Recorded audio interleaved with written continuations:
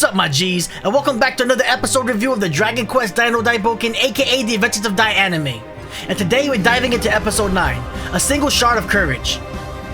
Since episode 6 when we first met Mom and Crocodile, the anime covered chapters 15 to 30, and even half of 31, in only 3 episodes, and it did it in a way where it didn't really compromise the story at all.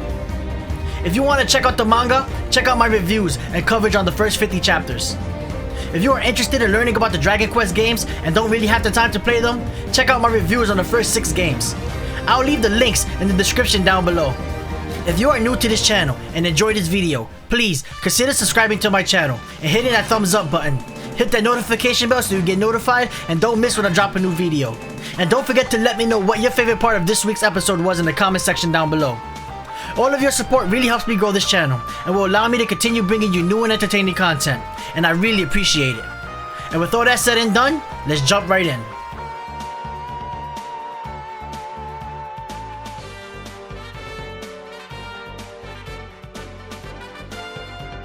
We start this episode where we left off. Crocodile uses his special attack against Dai and Mom. We then switch over to Pop, who is looking out the window in the inn. He watched the blast break through the castle wall. He is still too afraid to go help out Dai and Mom. The mage from the fake party joins Pop, and he uses the crystal ball to show him Dai and Mom laying on the floor after Crocodile's special attack. We switch back over to Crocodile, who notices that Dai and Mom are still alive. Crocodile goes to retrieve his axe, and Mom starts to load her magic gun. She tries to heal Dai, but she's grabbed by tentacles of the evil eye that's in the corner of the room. We switch back over to Pop and the mage watching the fight. After a speech of encouragement from the mage, Pop finally decides to go help Dai. The rest of the fake heroes say that Pop is a dead man, and the mage reassures them that Pop will be fine because he's the student of the real hero Avan. And then he lets out a laugh that sounds like the Japanese voice of Frieza from Dragon Ball Super. I found that part super amusing, and I even had to play it back a couple times just to make sure. I think this whole part was great character development for Pop, and it really put things into perspective for him. Being the student of the hero who defeated the Demon King means that you can't really be a pansy your whole life, especially when your friends' lives are on the line. We switch back over to the fight between Crocodile and Dai. Zabu starts to talk to Crocodile through the evil eye, stating that Mom won't be able to get in Crocodile's way now.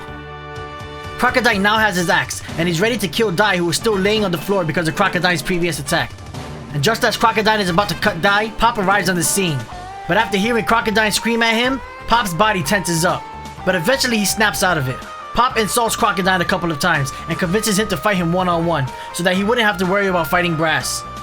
Pop and Crocodile face off, and Crocodile leads with a flurry of axe swings, and Pop is barely able to dodge them. Pop then uses the Kafrizz spell, the stronger form of the Frizz spell, which is a fire spell, and it covers Crocodile. But Crocodile creates a vortex with his axe and easily blows away the attack. Crocodile then goes in for another attack with his axe, but Pop dodges once again, but this time Crocodile hits him with his tail, and Pop flies across the room and he hits the floor writhing in pain. When I saw this part, I couldn't help but think of Peter from Family Guy falling over on the ground and holding his knee during this part.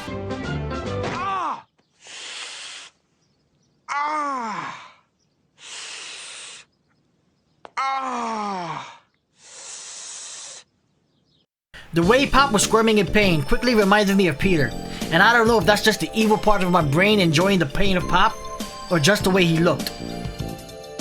Dai tells Pop to run, but Pop refuses, and once again he gets to his feet, determined to defeat Crocodile.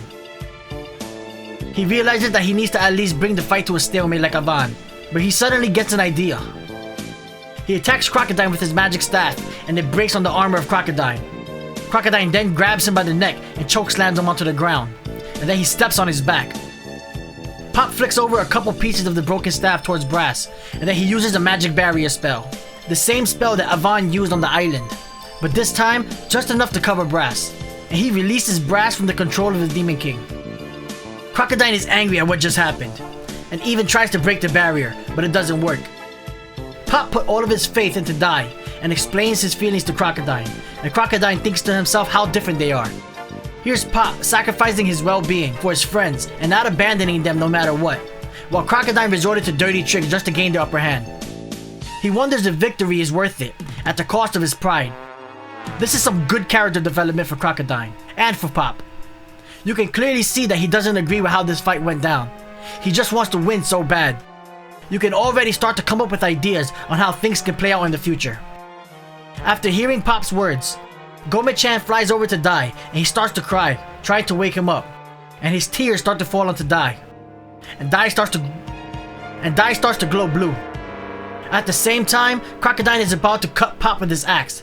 But suddenly, Crocodile is interrupted by a blue light shining bright. Dai is standing there with the mark on his forehead once again, and this time he's free to fight without having to worry about Brass. The light shining off of Dai is enough to burn the evil eye and cuts off contact with Zabuera, which releases Mom. Weaponless, Dai tells Crocodile to come on, and Crocodile easily swings his axe at Dai with all of his strength, and Dai catches it with his bare hands. Dai's fingers break through the axe and crushes the blade of the axe in his hands. And he swings Crocodile around in circles and throws him across the room into the wall. Crocodile is hurt and he's beginning to question himself. He starts to buff up his armor again, the same way he did before, and readies himself to shoot another blast at Dai. Mom heals Pop, and Pop runs to grab a sword on the floor. And he throws it at Dai. Dai catches it looking like a true badass, and this time Dai readies his stance like Avant ready to do the Avant Strash. Crocodile shoots his blast, and Dai uses the Avant Strash, and we get an awesome moment of silence. And in perfect anime fashion, Crocodile takes a couple steps, saying how impossible this was, and starts to pour blood out of his new injury. This part was so satisfying to watch. The colors of it all, and how it was animated, and even how it all played out, reminding me of Avant's clash with Hadlar during their fight. Crocodile acknowledges that he lost to Dai fair and square. He states that Dai taught him a lesson in the power of pride, and is actually proud that he lost to someone like Dai. He was obsessed with victory and even calls himself a fool, and all while backing up towards the hole in the castle wall that he made when he shot his blast at the end of the last episode. He tells Dai not to lose, and that a hero must always be strong. And then, he falls down to his doom. And his falling in defeat signals the rest of the Furfang Legion to retreat back into the forest. Zabuera then states that he must report the situation to Hadlar, and the soldiers of the city rejoice. The three heroes were victorious once again, and that's the end of the episode. This was an awesome episode and will definitely go down as one of my favorites for now. It had emotional moments and some pretty good character development for Pop and for Crocodile. It had pretty good action and even Dai jumping into his pseudo Super Saiyan form. Even though it seems that every time Dai gets in a serious predicament, he has that form to resort to, and we know it's going to be over soon after that. I know the anime fans today will get tired of that pretty fast, but I enjoy it every time. It gets me hyped and it gives me Dragon Ball Z vibes. And with DBZ being my favorite anime of all time, it just makes perfect sense. We got to see what role the fake heroes played in all of this. And we got to see Crocodile die an honorable death, all while praising Dai. We also get a conclusion to the first battle between Dai and the Dark Army. We now know that things could get even more dangerous for Dai and his friends, and I'm excited to watch it all come to life. I'm really enjoying making these videos, and I hope you guys are enjoying them as well. My goal for these videos is to give you something to listen to while we wait for the next episode to come out. It's like reliving the episodes without watching them, and instead reimagining and remembering the episode as you listen. And that was something that I really enjoyed when Dragon Ball Super was on the air. So being able to provide the same kind of content is really awesome to me. I hope you guys will continue to join me as I review and recap these episodes of the Dragon Quest Dino Daiboken, aka the Adventures of Dai anime. And I'll see you next time with the next Dragon Quest video. Peace out, my G's.